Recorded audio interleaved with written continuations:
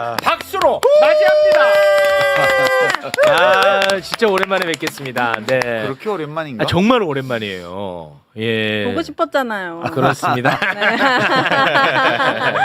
자, 그리고 또 한 분이 더 나와 주셨죠. 유시민 작가의 애독자. 네. 요새 유시민 작가 덕분에 네. 책벌레가 됐어요. 오, 그전에는 맞아요. 완전히 그냥 까막눈이었는데 예. 이제는 책 없이는 하루도 살 수 없다. 똑똑해졌어. 하루라도 책을 읽지 않으면 입안에 가시가 돋는다라는 네. 이야기를 하고 있습니다. 오윤혜님 박수로 맞이합니다. 네, 반갑습니다. 오윤혜입니다. 우리 유 작가님의 청춘의 독서에는 이런 구절이 나옵니다. 저봐. 막 술술 나와. 술술 나와 진짜야. 아주 인상 깊은 구절입니다. 네. 권력은 마주보고 있을 때보다 권력과 함께 서 있을 때 더 큰 두려움을 느낀다. 그래서 나는 행복하게 살기 위해서 권력을 멀리하기로 와. 결심했다. 야. 그래서 총리직 거절하신 거예요?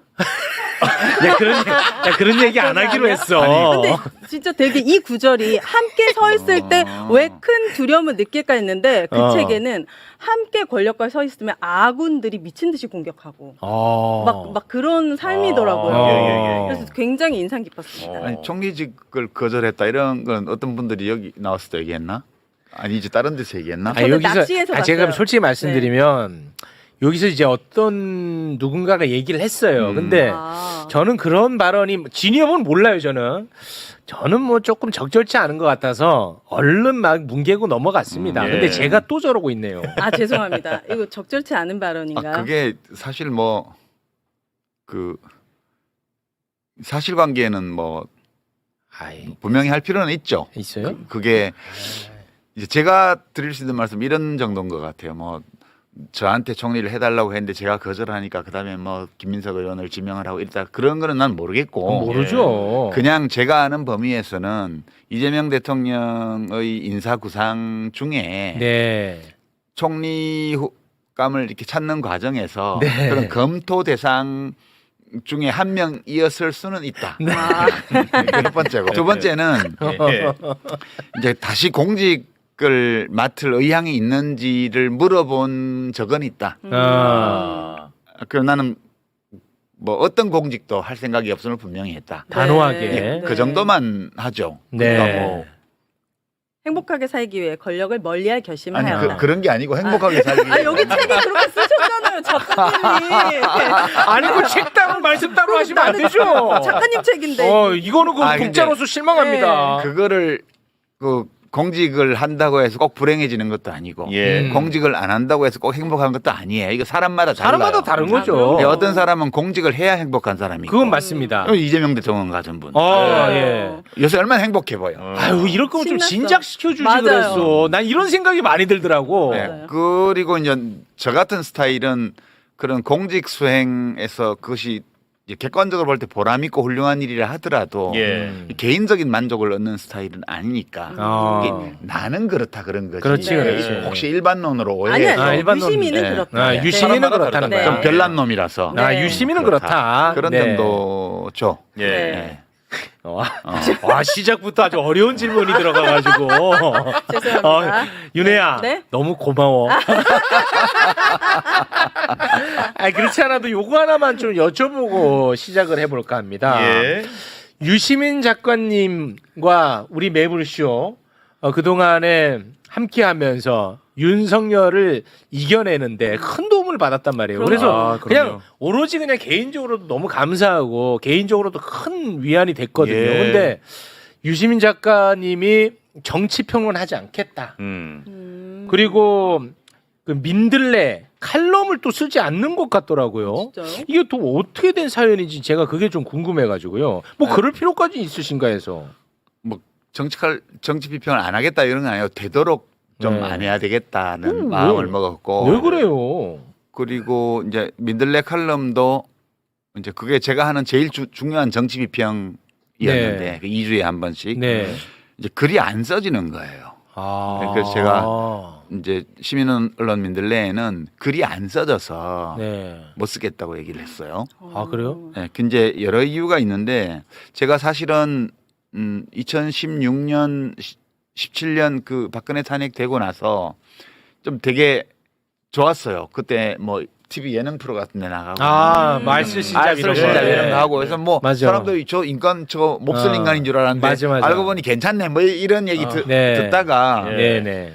2019년도에 조국 사태 터지면서 이제 정치 비평 형식으로 참전을 한 거죠.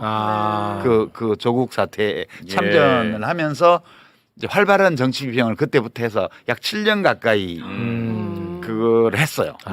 했는데 이제 제가 매불쇼는 재작년 이맘때 문과남자의 과학공부 그 책 내고 나서 나왔던 것 같아요. 한 2년쯤 전에. 그랬는데 제가 이제 그거 하면서 그 정치 비평이 때로 좀 힘든 일이거든요. 근데 제가 제일 힘들었던 거는 이게 다른 비평가들에 대해서는 정치권에서 비평가에 대해서 공격하지 않아요.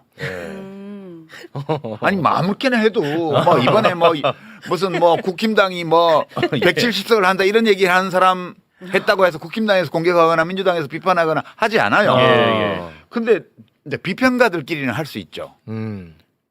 근데 제가 하는 비평에 대해서는 비평가들이 막 비난을 하고 막 왜곡하고 할 뿐만 아니라 국힘당에서도 공격을 해요. 때로는 막 민주당에서도 마음에 안 든다고 막 그러기도 하고 이게 되게 부담되는 일이잖아요. 부담될 수 있죠. 맞아요. 근데 그게 왜 나만 유독 그러지? 그게 꼭 뭐 그분들 잘못은 아니고 내가 비평이라는 형식을 빌렸지만 조국 사태 때부터 참전해서 윤석열 일당과 6, 7년간 싸워왔잖아요. 그러니까 이제 사람들이 보기에는 저거는 윤석열하고 싸우는 사람 이렇게 인식이 되는 것 같아요. 네, 그런데 이제 제가 하다 보니까 사실 문재인 대통령 시절에는 제가 사실 좀 약간 책임감을 느꼈어요. 문 대통령께 제가 일은 안 하지만 밖에서 힘넣어드리겠습니다. 이렇게 말씀드린 적이 있어서 그게 밖에서 좀 해야 된다는 어떤 의무감 같은 게 좀 있었죠. 그리고 이제 이재명 대통령이 지난번에 낙선할 때 그때는 그런 의무감보다 난 아무것도 약속한 게 없으니까 내가 무슨 부채의식을 가진 것도 아니고 그렇죠. 개인적으로 아주 친분이 깊은 사이도 아니고 근데 너무 마음이 이제 안쓰럽고 정말 그렇게 사방에서 공격받으면서 모함 받고 악마화 당하고 이런 걸 보면서 저렇게 어려운 환경에서 태어나서 자란 사람이 정말 민중의 성원을 받으면서 최고 권력자의 자리에 올라서 좋은 정치를 펼치는 거 이걸 되게 보고 싶다는 생각이 많았어요. 그래서 그걸 또 했거든요. 근데 지난번에 됐으면 좋았는데 안 돼가지고 또 떨어졌네. 그리고 윤석열이 이제 엉망으로 국가를 운영을 하고 막 횡포를 부리고 결국 계엄령까지 가니까 계속 싸웠단 말이에요. 그렇죠. 그 과정에서 선거 비평도 하게 되고. 근데 때로는 내가 하는 비평이 민주당 쪽에 도움이 될 때도 있겠고 또 하다 보면 뭐 민주당 쪽에서 저건 안 했으면 좋았을 걸 이런 거를 할 수도 있죠. 비평이란 게 늘 그러니까. 그러니까 이제 도움되는 거가 있을 때는 그냥 지나가고 좀 민주당 입장에서 볼 때 저거는 좀 다르게 했으면 좋았을 걸이라든가 이런 게 되면 공격해요?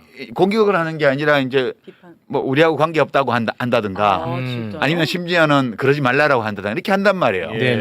아니 나는 비평하는 사람인데 민주당 당원도 아니고 정치하는 사람도 아니고 그냥 비평하는 사람인데 참 힘드시네. 그러니까 이제 그게 힘드셔. 수많은 사람들이 선거 결과를 총선 결과를 예측을 했고 나도 그 중에 하나였는데 맞아. 나가 공격을 받았어요. 이번에 또 이제 대선 국면에서 또 그 김문수 씨 부인 설란영 씨 문제 때문에 어마어마하게 막판에 그랬잖아요. 그래서 제가 이거는 이제 하면 안 되겠구나 더 이상 이게 근데 그런 모르겠습니다. 생각을 많이 하게 됐죠.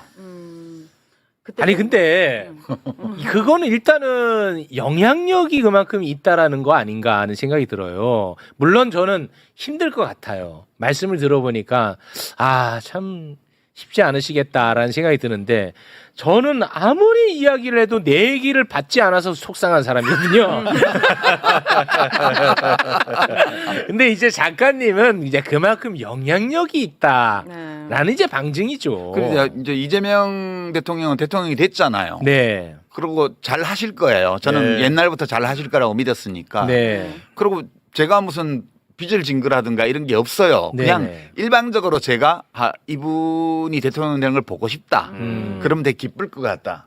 일종의 인간 승리잖아요. 대단한. 네. 그런 거 보는 건 기분 좋은 일이잖아요. 네네네. 이제 그거를 잃었기 때문에 더 이걸 꼭 해야 된다는 어떤 책임 이런 것도 제가 굳이 가질 필요가 없는 관계이기도 하고. 네. 그래서 예, 그래서 이렇게 시끄러운데 때로는 나는 뭐 민주당원은 아니지만 그래도 내가 하는 활동이 그쪽에 좀 도움이 되기를 바라는 마음을 늘 가지고 해왔는데 그게 내 마음과 달리 안 그럴 때도 있잖아요. 뭐 그럴 수 있죠.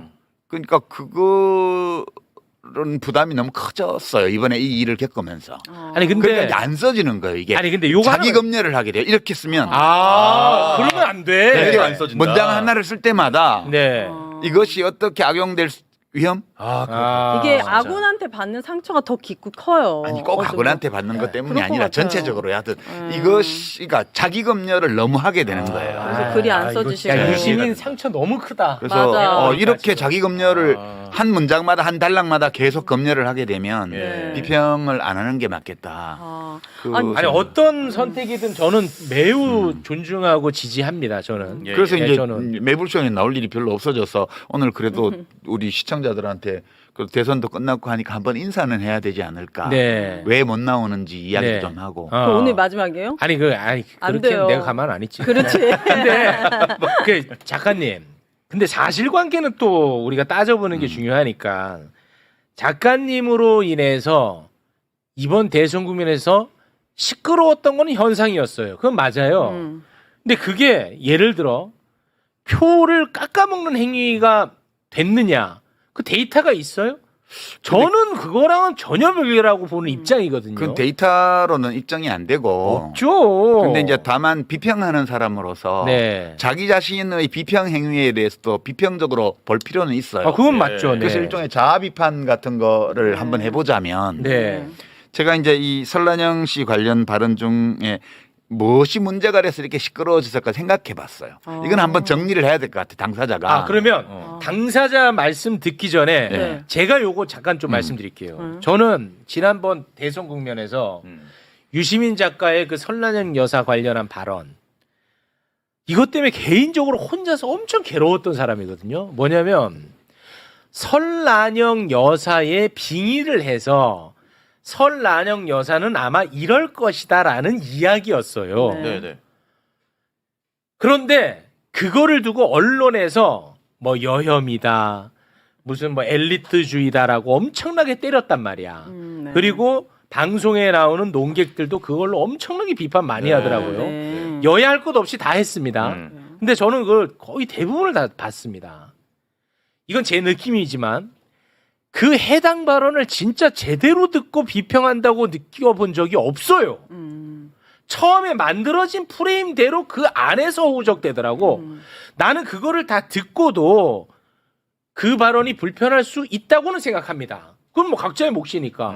근데 제대로 듣고 보지도 않고 언론이 만든 프레임대로만 가는 거야. 그래서 내가 그게 너무 화가 나는 거야. 있는 그대로 다 듣고 나서 비평한 거는 가능해. 근데 내가 볼 땐 그거 안 봤어. 그래서 내가 이걸 한번 하려고 했었는데 괜히 또 하면 긁어부스럼이 될까봐 또 내가 못 하겠는 거야. 그게 또 내가 비겁해 보이고 혼자서 굉장히 좀 힘들었던 기억이 있어서. 그러시구나. 네. 그럼 미안해요 힘들게 해가지고. 아니야. 진짜. 근데 공교롭게도 네. 그때 그 빙의에서 했던 발언이 그러니까 추정이지 어떻게 보면 그 발언을 증명해주는 증언들이 나왔었어요 또. 네. 그래서 그런 건 별로 중요하지 아이, 않아요. 저한테 중요해요. 예. 그래서 오늘 그것만 한번 좀 듣고 갔으면 그래, 좋겠어요. 준비를 예, 해놨어요? 그거 하나만 좀 듣고 그런 가겠습니다. 것도? 그래서 네, 그래서 준비했어요? 허락해 주신다면 네. 유시민 작가의 원 발언 보고 네. 그거를 증명해 주는 발언 이렇게 두 개 연결해서 네네. 보겠습니다. 됐죠? 예. 네, 일단 그러면 유시민 작가의 그 문제가 됐던 그 발언부터 일단 한번 듣고 옵니다. 설란영 씨는 저는 이해할 수 있어요. 왜 저러는지. 그러니까 유력한 정당의 대통령 후보 배우자가 다른 유력한 후보 배우자를 공개적으로 헐뜯는 이런 말을 하는 것은 저는 처음 봐요. 설란영 씨는 그때 구로 20단인가 있던 세진전자라는 그 전자부품회사 노동자 위원장이었어요. 그리고 이제 김문수 씨는 한일 도르코 지금 금속연맹 산하에 거기 노조위원장을 했죠. 그러니까 김문수 씨가 학출 노동자, 대학생 출신 노동자로서 찐 노동자하고 혼인한 거예요. 그러면 그 관계가 어떨지 짐작하실 수 있죠. 김문수 씨는 너무 훌륭한 사람이에요. 설란영 씨가 생각하기에는 나하고는 균형이 안 맞을 정도로 대단한 사람이에요. 원래부터. 그리고 그렇게 훌륭한 삶을 살았어요. 그 관계가 그렇게 돼 있는 거고 그런 남자와의 혼인을 통해서 내가 조금 더 고양되었고 그렇게 느낄 수 있겠죠. 자기 남편에 대해서 비판적으로 보기가 어려워요. 이런 조건에서는. 국회의원 사모님이 됐잖아. 남편을 더욱 우러러보겠죠. 경기도지사 사모님이 됐어요. 더더욱 우러러보겠죠. 대통령 후보까지 됐어요. 그러니까 자기 남편에 대해서 비판적 거리를 유지하는 게 되게 어려워요. 그래서 이제 원래 본인이 감당할 수 없는 자리에 온 거예요. 이 유력한 정당의 대통령 후보 배우자라는 자리가 이 설란영 씨의 인생에서는 거기 갈 수 없는 자리예요. 그래서 이 사람이 지금 이렇게 발이 공중에 떠 있어요. 영부인이 될 수도 있는 거예요. 그러니까 제정신이 아니다 그런 뜻이죠. 한마디로. 예. 자, 설란영 씨는 아마 이렇게 생각하고 있는 것 같다라는 발언이었습니다. 예.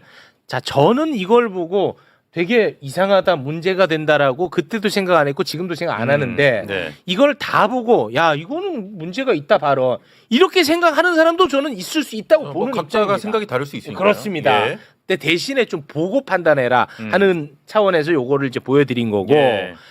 이게 추정해서 말씀을 하신 건데 참 공교롭게도 과거에 설란영 여사와 함께 노동운동을 했던 분이 또 증언을 한 게 또 있어요. 마치 예. 그거 한번 또 듣고 오겠습니다. 그 설란영 씨하고 결혼했을 때 심각했어요. 그때 한참 서울대 나온 놈들이 운동권에서 주름 잡으면서 노동자 출신 여성들하고 결혼하는 게 유행처럼 발생했던 때였습니다. 그때 노동자 출신 설란영 씨를 결혼하면서 하루는 제가 대학서점이라는 곳에 봉천사회를 갔는데 설란영 씨가 제가 굉장히 친한 친구였는데 저를 본 척만 척하고 동아일보를 펼치고 보는 거예요.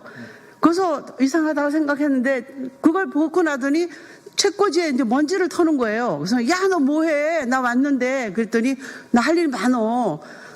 동아일보 사설도 봐야 되고 한겨레 신문 사설도 봐야 되고 조선일보 사설도 봐야 되고 일본어까지 공부해야 된다. 이렇게 이런 얘기를 듣고 깜짝 놀랐어요. 근데 김문수 씨는 그때 설랑영 씨가 갖다 준 밥을 서점에 쪽방 안쪽에서 밥을 먹고 있었어요. 그래서 제가 소리 질렀어요. 야! 노동자 출신하고 결혼했으면 있는 그 자체로 존중해야지. 이게 뭐 하는 짓이냐. 그러면서 존중할 수 없는 그런 태도에 대해서 질책하고 돌아섰습니다.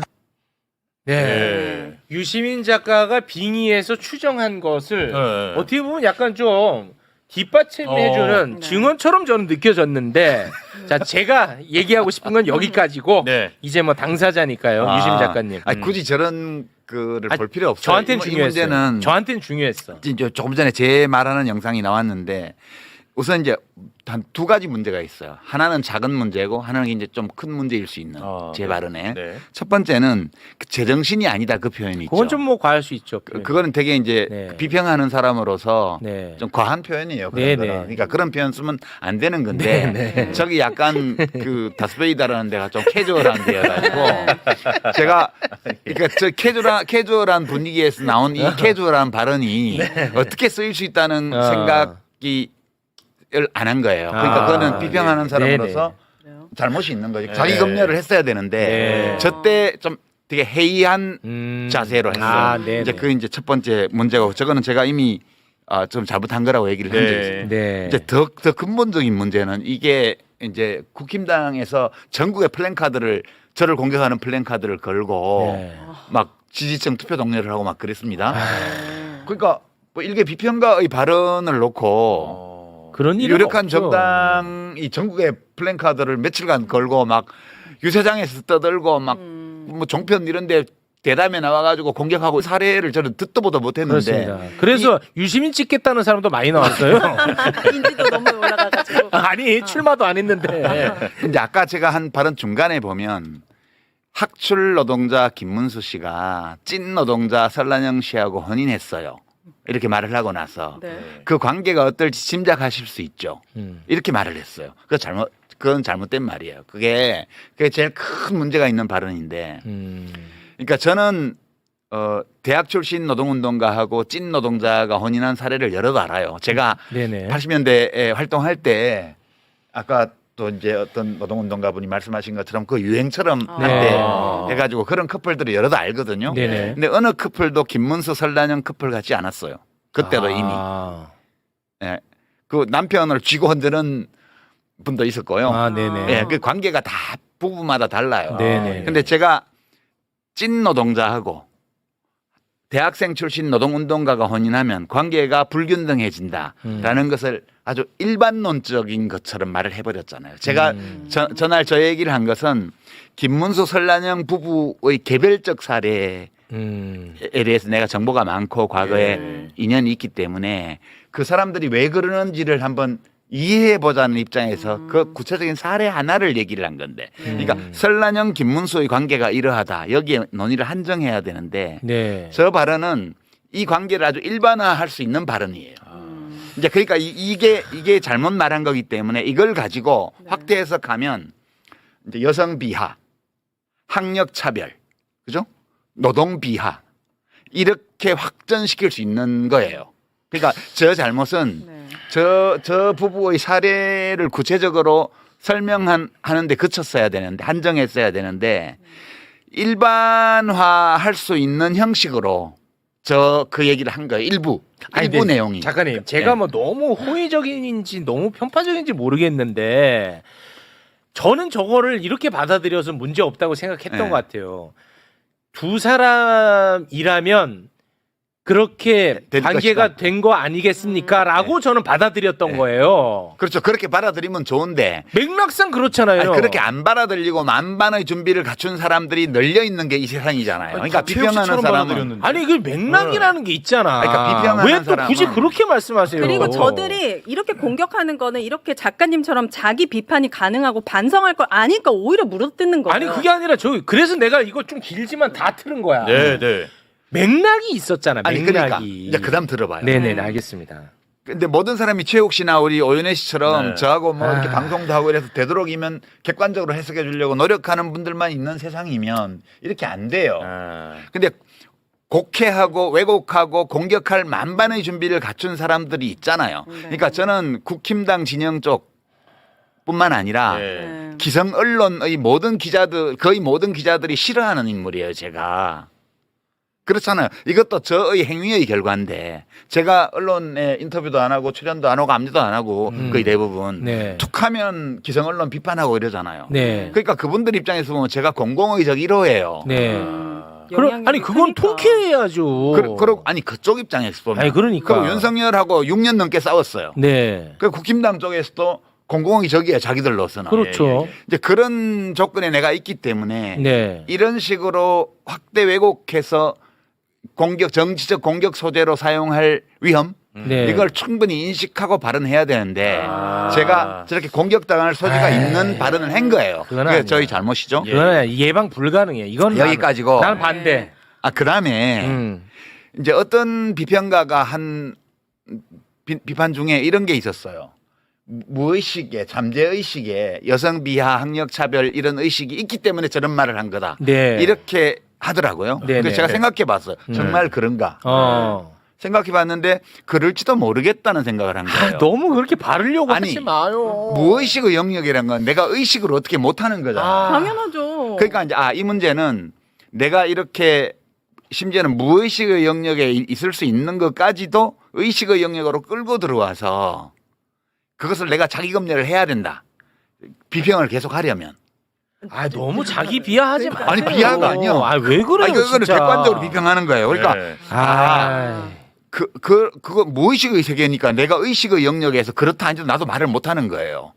그럴 수도 있지.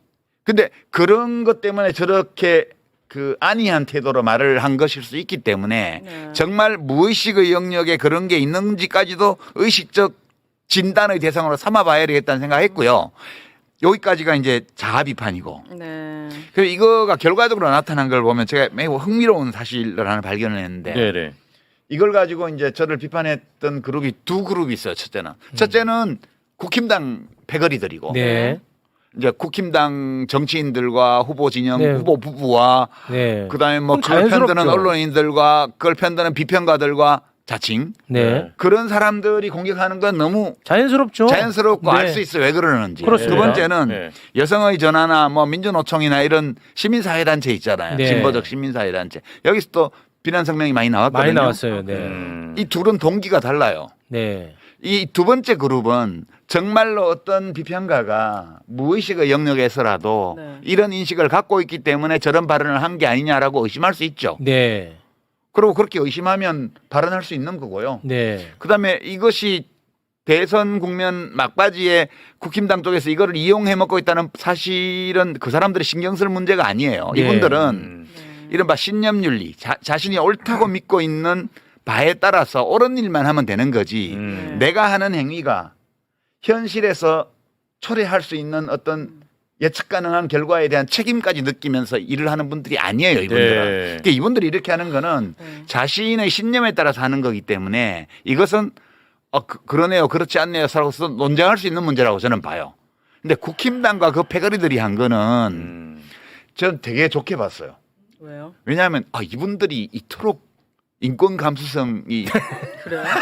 그렇지 않다는 거 아시잖아요. 아니 근데 꼬투리 잡으려고 하는 그런데 건데. 설란영 씨는 노조에 대해서 되게 개빡하고 못생겼다. 막 이런 발언 하는 거에 그러니까 대해서도 그것 때문에 비롯된 얘기야 그러니까요. 이게 다. 저는 그 발언이 오히려 더 불쾌하게 느껴졌어요. 노조도 했던 사람이. 그런 건 논의할 네, 그게 뭐- 필요가 없고요. 네, 논의할 그 필요가 저는 없고. 기뻤어요. 네. 이분들이 이토록 여성 비하에 대해서 예민하고 노동 비하에 그런 게 대해서 아니라는 예민하고 거 아시잖아요. 그런 사람들이 아니라는 거. 학력 차별에 대해서 내가 이분들을 잘못 봤구나. 그 전에 뭐 여성가족부 폐지, 뭐 아니, 페미니즘 유 공격하고 작가님한테만 막 가혹한 거예요. 그래 그들은. 뭐 노란봉투법 막 거부권 발동하고 막 노동조합 욕하고 이럴 때 제가 그분들은 정말 노동을 비하하고 여성을 얕잡아보고 그리고 학력 차별 의식이 찌드는 분들이라고 생각했어요. 근데 그런 사람들이에요. 이 일반적화할 수도 있을 저 약간의 좀 상당히 또는 심각한 실언.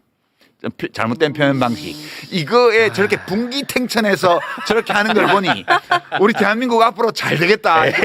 차별금지법도 이번 국회에서는 무난히 통과될 것 같다. 이런 사실 때문에 그분들이 모쪼록 앞으로 네. 매사에 그와 같은 경각심과 감수성을 높은 수준에서 유지해 주시면 나로서는 이 모든 비난에 대한 비난받은 거에 대한 보상을 아니, 받을 것 같다. 저 작가님. 그런 생각은 해요. 아니 뭐 작가님, 뭐 작가님 아이고. 자유롭게 무슨 말씀이든지 다 하실 수 있지만 저는 오늘 솔직히 굉장히 불편해요. 왜요? 왜냐하면 저는 지금 그냥 쉽게 표현해서 작가님을 편들면 작가님을 욕했던 사람들로부터 내가 공격 대상이 될 수 있다고 생각하잖아요.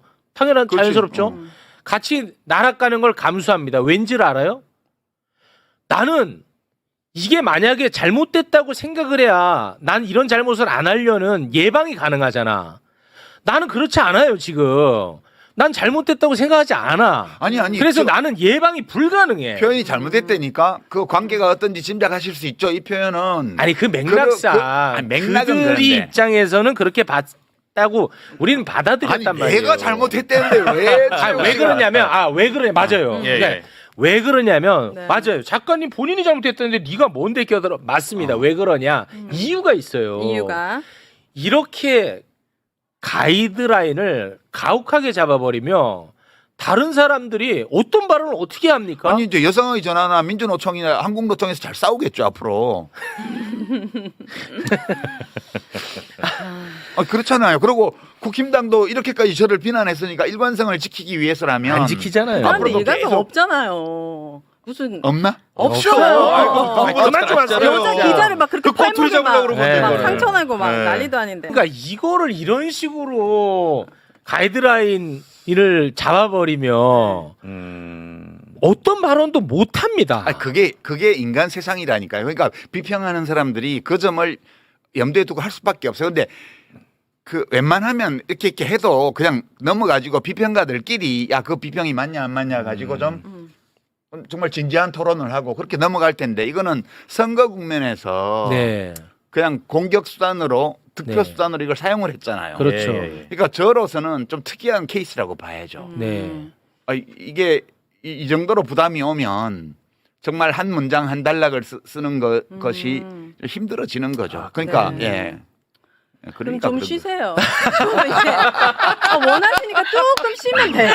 지금 휴식이 필요해. 글이 잘 써질 때쯤 다시 또 비평을 하시면 되니까. 지금은 강요하지 말아요. 그래요. 강요하지 마. 강요하지 아니, 마. 내가 왜 개인적으로는 강요하냐면 힘드실 수 있잖아. 민들레 칼럼을 중단하면서 예. 내 논평할 게 사라졌어. 그럼 개인적으로 전화 그걸 상담하세요. 베껴야 되는데. 네.